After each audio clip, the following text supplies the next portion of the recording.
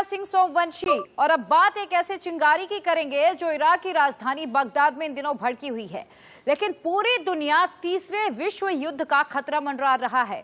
दरअसल रविवार को इराक की राजधानी बगदाद में अमेरिकी दूतावास पर एक साथ कई रॉकेट से हमला हुआ है। ये रॉकेट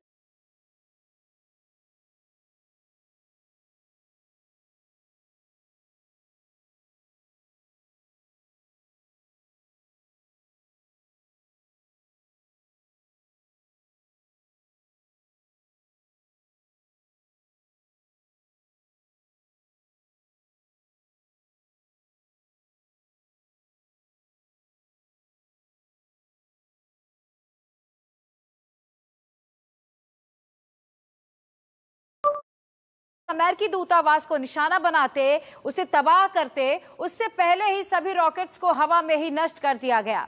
लेकिन अमेरिका इस हमले से बुरी तरह से भड़क गया है। अमेरिका ने इस हमले के लिए सीधे तौर पर ईरान के एक सैन्य संगठन को दोषी ठहराया। रिपोर्ट देखिए जरा।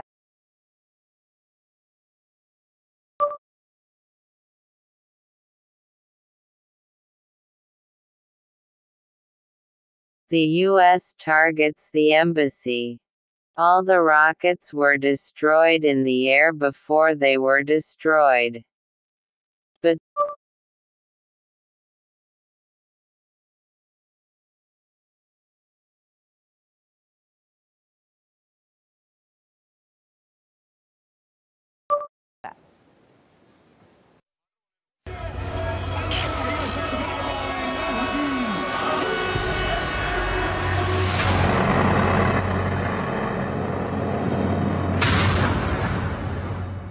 आसमान में आग का ये गुबार इराक की राजधानी बगदाद में उठा है,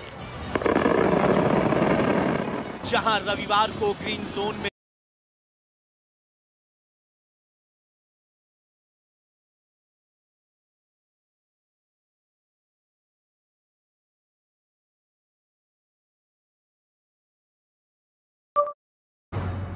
आसमान में आग का ये गुबार इराक की राजधानी बगदाद में उठा है,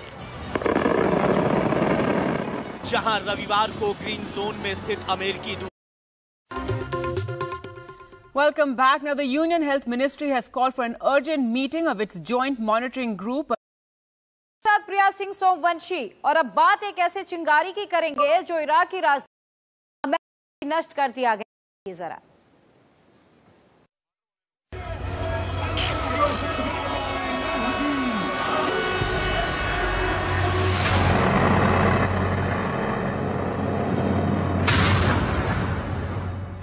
आसमान में आग का ये गुबार इराक की राजधानी बगदाद में उठा है,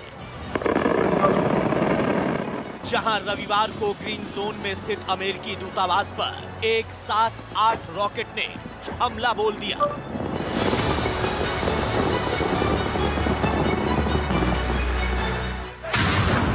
यह हमला इतना खतरनाक था कि बगदाद में बारूद के धुएं से एक मोटी परत छा गई।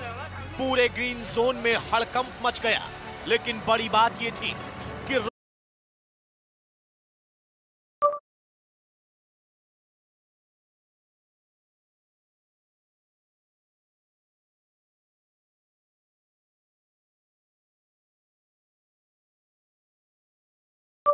रॉकेट अमेरिकी दूतावास को निशाना बनाते, उसे तबाह करते, उससे पहले ही सभी रॉकेट को सीरैम रक्षा प्रणाली से हवा में ही नष्ट कर दिया गया।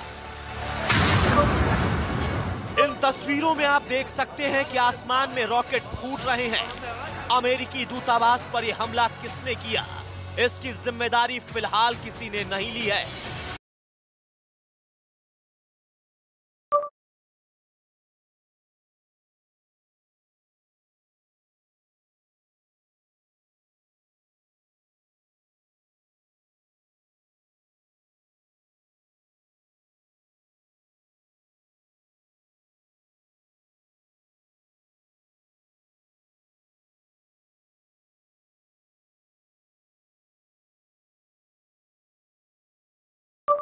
लेकिन ये रॉकेट बगदाद के शिया बहुल पूर्वी हिस्से में अल रशीद कैंप से दागे गए थे। जानकारों की माने तो इस हमले के पीछे ईरान का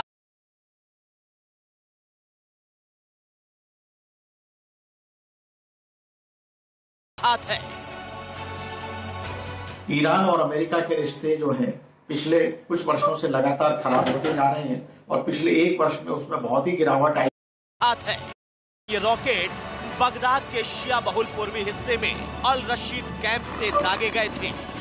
जानकारों की माने तो इस हमले के पीछे ईरान का हाथ है। ईरान और अमेरिका के रिश्ते जो हैं पिछले कुछ वर्षों से लगातार खराब होते जा रहे हैं और पिछले एक वर्ष में उसमें बहुत ही गिरावट आई है। और जिस तरह से अमेरिका ने 3 जनवरी 2020 को ईरान के एक commander major general Qasem Soleimani का अटैक करके मर्डर किया था, उसके बाद में ईरान बहुत बौखलाया हुआ है और वो अमेरिका पे लगातार कुछ कार्रवाई करने की कोशिश करता रहा है। दरअसल अमेरिकी दूतावास पर हमला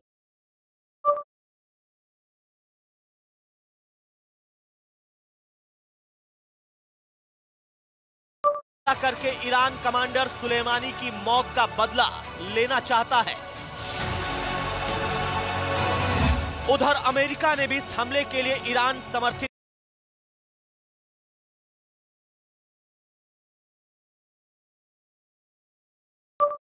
ईरान कमांडर सुलेमानी की मौत का बदला लेना चाहता है। उधर अमेरिका ने भी इस हमले के लिए ईरान समर्थित एक सैन्य संगठन को दोषी ठहराया है, क्योंकि जब से अमेरिका ने सुलेमानी को मारा है, इराक में अमेरिकी दूतावास पर रॉकेट से होने वाले हमले बढ़ गए हैं। पिछले महीने बगदाद के शिया बहुल पूर्व की ओर से 7 रॉकेटों में से 4 रॉकेट ग्रीन जोन से टकराए थे, जिसमें एक बच्चे की मौत हो गई थी और 5 लोग घायल।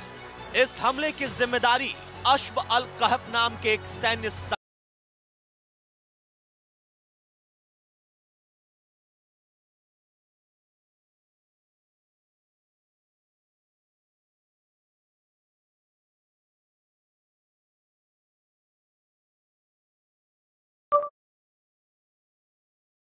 संगठन ने ली थी। इसके साथ ही पिछले साल भी अमेरिकी दूतावास पर रॉकेट से कई बार हमले किए गए।